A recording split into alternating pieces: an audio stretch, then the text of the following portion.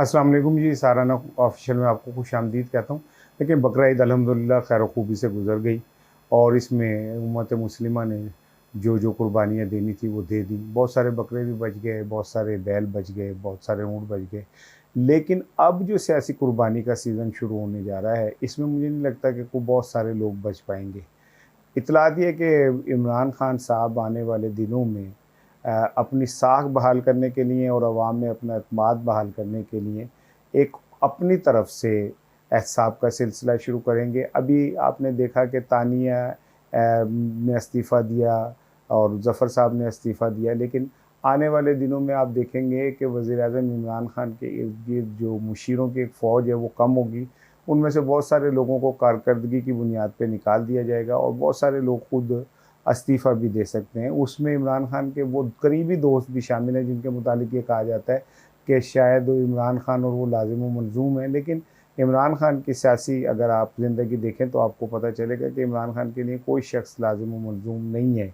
इससे अंदाज़ा करें कि उन्हें वज़ीर-ए-आज़म बनाने में सबसे अहम किरदार अदा करने वाले जहांगीर तरीन को भी जब वक्त आया तो इमरान खान उनके साथ उस तरह नहीं खड़े हुए जिस तरह खड़ा होना चाहिए था और उनको उन्होंने साइडलाइन कर दिया। जबकि उसी तरह के इल्ज़ामात के तहत बहुत सारे लोग जो हैं अभी भी इमरान खान के इर्द गिर्द हैं।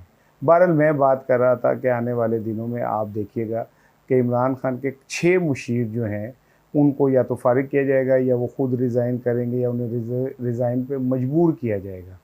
इसी तरह पंजाब में बहुत सारे वुज़रा के नाम फ़ाइनल हो गए हैं, उन्हें फ़ारिग किया जाएगा।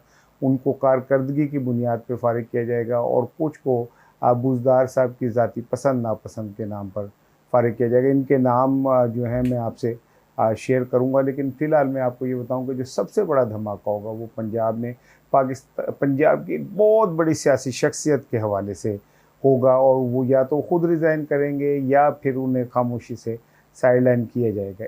इस शख्सियत के ऊपर पंजाब की वही इल्ज़ामात हैं जो वज़ीर-ए-आज़म की मुशीर तानिया एंद्रोस के हवाले से थे। उनके मुतालिक ये कहा जाता था कि वो खामोशी से अपनी एनजीओ जो है वो चला रही थी और वज़ीर-ए-आज़म पोर्टफोलियो का फ़ायदा उठा के अपनी एनजीओ के लिए फ़ंड रेज़िंग करती थी और उसकी प्रमोशन के लिए काम करती थी। जो पंजाब की ये बहुत आला शख्सियत है, इसके मुतालिक भी यही इल्ज़ामात हैं कि वो अपनी फ़ाउंडेशन को बहुत ज़्यादा प्रमोट करते हैं।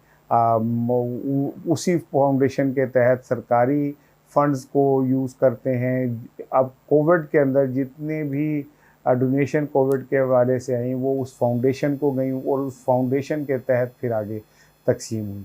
तो ये इसी तरह जो वो आला तरीन शख्सियत है और उनके ज़ेर इस्तेमाल जो इमारत है पंजाब पर लाहौर की सबसे बड़ी इमारत जिसे कहा जाता है, वहाँ पे सिवाय उस फाउंडेशन के तकरीबात के और कुछ नहीं होता। बतौर गवर्नर इतनी तकरीबात वहाँ नहीं होती जितनी उस फाउंडेशन की ज़ाती तकरीबात होती हैं। फिर उसके बाद वहाँ पे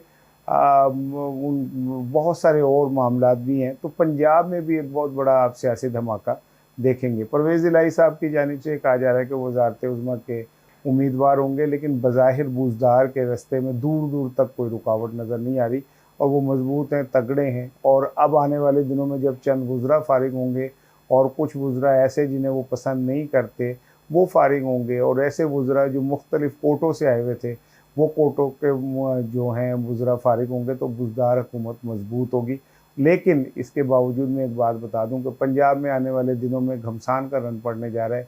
एक सियासी लड़ाई बहुत बड़ी शुरू होने वाली है। जो चौधरी पंजाब की सतह पे लड़ने के लिए तैयार हैं, उन्होंने अपने लंगर लंगोट कस लिए हैं और अगर उनकी जानिब हाथ बढ़ा नैब का तो पंजाब में एक बहुत बड़ा सियासी बुहरान आ सकता है। उसकी तैयारी दोनों जानिब से, इमरान खान की जानिब से भी है और परवेज़ इलाही की जानिब से। बहरहाल मैं आपको ये इत्तला दे रहा हूँ कि वज़ीर-ए-आज़म के 6 कम अज़ कम मुशीर जो हैं आने वाले 1 माह 1.5 माह में वो फ़ारिग होंगे कारकर्दगी की बुनियाद पे या उनसे इस्तीफ़ा लिया जाएगा।